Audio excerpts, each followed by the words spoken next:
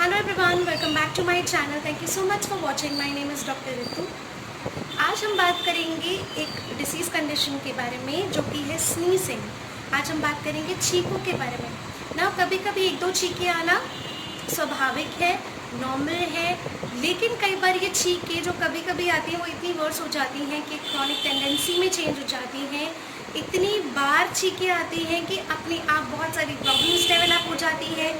तो आज हम इसी कंडीशन के बारे में अच्छे से बात करेंगे कि किस तरीके से होम्योपैथिक मेडिसिन जो हैं आपको हेल्प करती हैं स्नीजिंग के केसेस में और किस लिमिट तक हम आपकी ये प्रॉब्लम को दूर कर सकते हैं। नाउ सबसे पहली चीज़ है कि स्नीजिंग जो एक प्रॉब्लम है उसकी चाहे क्रॉनिक टेंडेंसी हो या फिर आपको किसी पर्टिकुलर चीज़ से एलर्जी हो और उसके बाद आपको स्नीजिंग होती हो, दोनों ही कंडीशंस में होम्योपैथी बहुत ही अच्छा आपको ट्रीटमेंट ऑफर करती है। In homeopathy we have lots and lots of medicine जो आपके बारीक से बारीक सिम्टम को कवर करती है, जो आपकी माइन्यूट से माइन्यूट डिटेल को भी लेकर उस पर आपको एक होम्योपैथिक मेडिसिन प्रेस्क्राइब करने पर आपको बहुत ही अच्छे रिजल्ट्स मिलते हैं और आप बिल्कुल इस प्रॉब्लम से बिल्कुल ही क्योर हो जाएंगे। तो इसके लिए आपको वरी करने की ज़रूरत नहीं है। Homeopathy has lot to offer you in problems of sneezing. Now सबसे पहले मैं आपको ये क्लियर कर दूँ कि स्नीजिंग की जो वीडियो मैं अपलोड कर रही हूँ इट्स बेसिकली अ थेरेप्यूटिक। इसमें मोस्टली 70 to 80% जो लोगों की सफरिंग होती है, जो रीजंस होते हैं वो कवर हो जाएगा।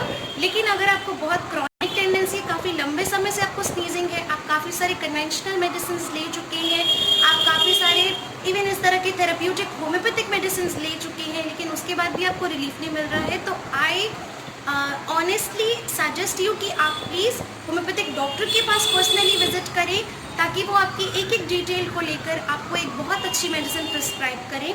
बिकॉज इन होम्योपैथी हमारे पास इतने ब्यूटीफुल मेडिसिन हैं स्नीजिंग के और बहुत सारी प्रॉब्लम्स के, जिसमें कि छोटी छोटी प्रॉब्लम्स जैसे कि अगर स्नीजिंग आपको हाथ पानी में डिप करने से हो रहा है, अगर आपको स्नीजिंग गर्म कमरे में हो रहा है, अगर आपको स्नीजिंग गर्म से ठंडे कमरे में जाने पर हो रहा है, तो इस तरह की बारीक डिटेल्स पर भी बहुत अच्छी मेडिसिन प्रिस्क्राइब की जा सकती हैं। तो सारी मेडिसिन मैं इस क्विक शॉर्ट वीडियो में नहीं ले पाऊँगी, इसलिए मैंने कलेक्ट की है ऐसी कुछ मेडिसिन जो 70 to 80% पेशेंट्स में जो है बहुत अच्छा काम करती है और उन्हें सभी के सिम्टम्स को कवर कर लेती है। इसके अलावा अगर आपको कोई प्रॉब्लम होती है तो आप पर्सनली जाकर विजिट कर सकते हैं डॉक्टर के पास। अगर आप कंसल्टेशन चाहते हैं मुझसे तो सारे जो डिटेल्स आपको डिस्क्रिप्शन बॉक्स में मिल जाएंगी, तो आप ज़रूर चेकआउट कर लीजिएगा। तो चलिए अब हम बात करते हैं स्नीजिंग के बारे में। स्नीजिंग के कॉजेज़ जो है वो जानने बहुत ज़्यादा ज़रूरी है, लेकिन समटाइम्स इट हैपन्स कि स्नीजिंग का कोई कॉज हमें नहीं मिलता है। सबसे पहला कॉज जो है स्नीजिंग का एलर्जिक राइनाइटिस। आपको बहुत ज़्यादा कोल्ड रहता है, आप बहुत ज़्यादा सेंसिटिव हैं, आपको बहुत जल्दी हाइपर सेंसिटिव रिएक्शन होने की वजह से, एलर्जी डेवलप होने की वजह से आपको प्रॉब्लम हो जाती है और आप छींकना स्टार्ट कर देते हैं। आपको डस्ट से हो सकता है, आपको एनिमल डस्ट से हो सकता है, आपको पोलन ग्रेन से हो सकता है, पीचेस से हो सकता है, किसी भी चीज़ से आपको ये हाइपर सेंसिटिव रिएक्शन डेवलप कर सकता है। कई बार साइनसाइटिस के जो केसेस देखे जाते हैं उनमें भी स्नीजिंग होती है और वो स्नीजिंग का भी कारण बन जाते हैं। तो साइनसाइटिस के केसेस में आपको स्नीजिंग कई बार देखने मिलती है। इसके अलावा अगर हम बात करें स्नीजिंग तो वेरी इंपॉर्टेंट किसी की family history. I have seen कि फैमिलीज़ में कई बार ये प्रॉब्लम रन करती है, फादर को था या मदर को था या ग्रैंड पेरेंट्स को था, तो वो नेक्स्ट जनरेशन में देखने मिलता है। तो it's very important. Now minute चीज़ें भी होती हैं कई बार जो कि अगर हम मेडिकल कॉजेज से हटकर बात करें, होम्योपैथिक पॉइंट ऑफ व्यू से बात करें और अगर हम सिम्टम्स की बेसिस पर बात करें कि कई बार जैसे कि मैंने आपको बताया था कि इतनी छोटी छोटी चीज़ें जैसे कि हाथ ठंडे पानी में डिप किया या फिर टेम्परेचर चेंज हुआ तो भी स्नीजिंग डेवलप हो जाती है, जो कि basically they are not considered as a reason, लेकिन ऐसा होता है पेशेंट्स के साथ। और ऐसा होता है तो आप कोई भी सिस्टम आपको शायद मेडिसिन ऑफर नहीं कर पाए, but we in homeopathy have lots of medicine to for you to offer.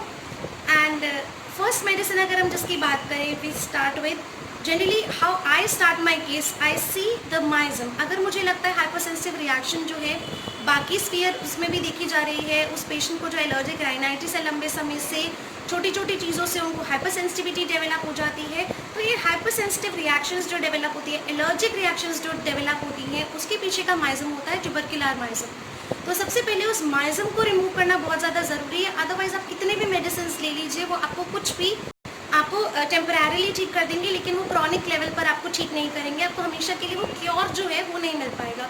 तो जो लिंगरिंग माइजम है उसको हम हटा देंगे बाय गिविंग ट्यूबरक्युलिनम। 200 सी में देना है या 1 mc में देना है, एक पोटेंसी देकर हम उस एंटी माइजमेटिक ट्रीटमेंट से उस कंप्लेंट को स्टार्ट करेंगे। जैसे कि मैं स्टार्ट करती हूँ अगर मुझे लगता है कि ट्यूबरक्युलर माइजम लिंगर बिहाइंड कर रहा है। तो ट्यूबरक्युलिनम माइजम में ट्यूबरक्युलिनम देने के बाद हम और कौन कौन सी मेडिसिन उसके बारे में सोच सकते हैं ना। अगर हमने एंटी माइजमेटिक ट्रीटमेंट दे दिया तो बहुत हद तक जो है वो अकेली एक डोज, सिंगल डोज जो है पूरे केस को 50 to 60% ठीक कर देती है ओवर पीरियड ऑफ टाइम।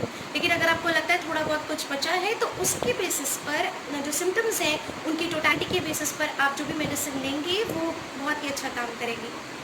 अब हम चलते हैं सिम्टम्स की टोटलिटी के बेसिस पे। तो सबसे पहले मैं आपको बताऊँ, अगर बहुत ज़्यादा क्रॉनिक टेंडेंसी आपको लंबे समय से है तो लंबे समय से जब भी स्नीजिंग दिखेगी और बहुत ही कोई कारण नहीं समझ आ रहा है, साइलिशिया बहुत अच्छा काम करती है। अगर पेशेंट चिली है दैट मीन्स उनको ठंड बहुत ज़्यादा लगती है, they are extremely sensitive to cold, they can't bother cool air, they hugs the fire, like उनको बहुत अच्छा लगता है गर्म रहना, गर्म कमरे में रहना, ठंडी हवा से प्रॉब्लम है, ठंडे मौसम से उन्हें प्रॉब्लम है। तो इतने ज़्यादा सेंसिटिव अगर इस तरह के इंडिविजुअल है और क्रॉनिक टेंडेंसी है आपको स्नीजिंग की, आपको बहुत ही जल्दी जुकाम लग जाता है, तो साइलिशिया बहुत अच्छा काम करती है ऐसे केसेस में।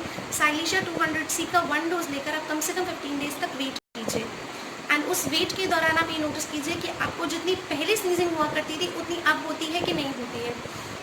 नेक्स्ट हम जो मेडिसिन के बारे में बात करेंगे वो अगर आपको पीचेस से, एनिमल डस्ट से, पोलन ग्रेन से, एक मौसम आता है जिसमें फूलों के जो पोलन ग्रेन्स होते हैं वो झड़ते हैं, वो एयर में फैल जाते हैं, उस समय पे आपको बहुत ज़्यादा प्रॉब्लम होती है, देन एलियम सीपा से बेस्ट मेडिसिन कोई हो नहीं सकती। Now I got a comment yesterday, उन्होंने मुझे अपना केस जो है उन्होंने डिस्कस किया, वो शायद एलियम सीपा ही ले रहे थे। तो आई होप आपके लिए ये वीडियो बहुत हेल्पफुल रहेगी। आप ज़रूर सुनिएगा कि एलियम सीपा में क्या क्या सिम्टम्स हैं, और अगर आपको लगता है एलियम सीपा ही आपकी मेडिसिन है तो ज़रूर मैं आपके क्वेश्चन का भी रिप्लाई कर दूँगी। एलियम सीपा जो है उसमें पीचेस, पोलेंस, एनिमल डस्ट, इन सब से स्नीजिंग स्टार्ट होती है। एलियम सीपा पेशेंट हमेशा गर्म कमरे में बहुत वर्स होता है, उसको थोड़ा ओपन एयर चाहिए, थोड़ा कूल एयर चाहिए। उसको गर्म कमरे में उसकी प्रॉब्लम्स जो है सारी वर्स हो जाती हैं, उसकी प्रॉब्लम्स जो है मॉर्निंग में भी वर्स हो जाती हैं। तो अगर आपको लगता है, और allium cepa very important, I have uploaded a drug picture also, उस ड्रग पिक्चर में एलियम सीपा आप देख सकते हैं कि क्या क्या सिम्टम्स होते हैं। अगर मैं कट शॉर्ट करके आपको बताऊं तो इट्स लाइक जब नाक से बहुत ज़्यादा रनिंग डिस्चार्जेस हो जाएँ, बहुत नाक से पानी गिर रहा है और वो जलन कर रहा है, नाक में, थ्रोट में जलन कर रहा है, आंखों से पानी गिर रहा है, स्नीज कर करके आंखों से जो पानी गिर रहा है उसमें कोई जलन नहीं है, लेकिन नाक से जो पानी गिर रहा है that's absolutely acrid, that's excoriating, and if your eyes are like lacrimating, tears ही टीयर्स निकल रहे हैं, but they are not acrid, they are bland, neutral होते हैं, उनमें से कोई भी इट्स लाइक कोई जलन नहीं होती है आइस में। तो एलियम सीपा बहुत ही वंडरफुली काम करती है, ये आपके एक्यूट कोराइजा की जो टेंडेंसी है उसको भी रिमूव कर देती है। आप एलियम सीपा जो है इट्स गुड, आप मिडिल पोटेंसी से स्टार्ट करें, मीडियम पोटेंसी से स्टार्ट करें, 30 सी में दीजिए, 30 सी में 2 से 3 डोजेस लेकर आप कुछ दिन वेट कीजिए, how you feel. Then next medicine के बारे में हम बात करते हैं। ये मेडिसिन बेस्ट है फॉर कोराइजा, ये मेडिसिन बेस्ट है फॉर दोज जो सेंसिटिव है कोल्ड से, और ये मेडिसिन है सैबेटिला। सैबेटिला बहुत ही कम इस्तेमाल की जाती है in cases of acute coryza and these cases rhinitis, but sabadilla is a wonderful medicine. मैंने जितनी बार भी सैबेटिला दी है बहुत ही अच्छा काम करती है एक्यूट कोराइजा में भी और स्नीजिंग के केसेस में भी। स्नीजिंग जो कि मॉर्निंग के समय बहुत ज़्यादा है, स्नीजिंग जो इंडिविजुअल सेंसिटिव है कूल एयर से, सेंसिटिव है कोल्ड से, उनको गर्म रहेंगे तो ठीक रहेगा, ठंडे में जाएंगे ठंडी हवा लगेगी, ड्राफ्ट ऑफ कोल्ड एयर लगेगा, तो वो कोल्ड एयर के ड्राफ्ट से उनको प्रॉब्लम होती है, स्नीजिंग बहुत ज़्यादा होती है। In this cases sabadilla is a wonderful medicine.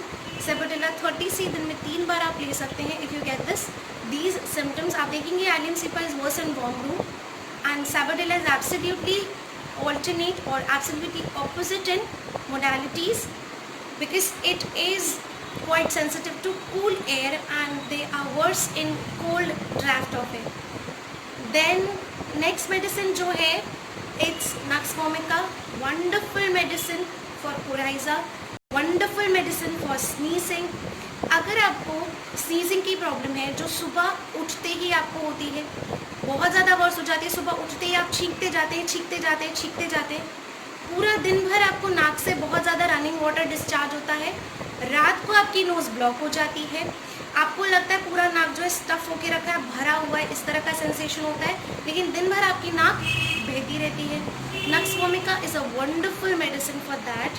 Sneezing की मॉर्निंग में जो अगर आपको कम से कम 12-13 छींके आप मार देते हैं, नक्स वोमिका बहुत अच्छी मेडिसिन है for those cases. Nux vomica 200 C one dose लेकर सिर्फ खाली पेट आप हफ्ते भर देखिए क्या क्या चेंजेस आपको डेवलप होते हैं. नेक्स्ट मेडिसिन जो है, जैसे कि मैं आपको बोल रही थी कि माइन्यूट डिटेल्स भी जो हम कंसिडर करते हैं, उसमें से मैं आपको एग्जांपल दे रही हूँ. जैसे कि कुछ लोग होते हैं जिनको वैसे स्नीजिंग का कोई सा प्रॉब्लम नहीं, कभी कभी आती है, लेकिन अगर उनको पानी में ठंडे पानी में उन्होंने हाथ डिप किए और उनको जो स्नीजिंग वर्स हो गई, तो दैट इज़ फॉस्फोरस. तो इस तरह की छोटी छोटी कंप्लेंट्स पर भी एक बहुत ही वंडरफुल जो है ड्रग, होम्योपैथिक ड्रग निकल कर आती है और इस तरीके से वो स्नीजिंग को कवर करती है. एक और चीज़ मुझे याद आई, मैं आपको बताना चाहूँगी. सैबेटिला जो मैंने आपसे शेयर किया, उस पर स्पैस्मोडिक स्नीजिंग होती है. दैट मीन्स आपको ऐसा नहीं है पर्टिकुलर टाइम पर हो रही है, आपको अभी हुई फिर रुक गई, फिर 2-3 छींकें हुई फिर रुक गई, फिर 2-3 छींकें हुई फिर रुक गई. इस तरह स्पैज़म्स में जब स्नीजिंग होती है तो सैबेटिला इज़ वंडरफुल फॉर दैट.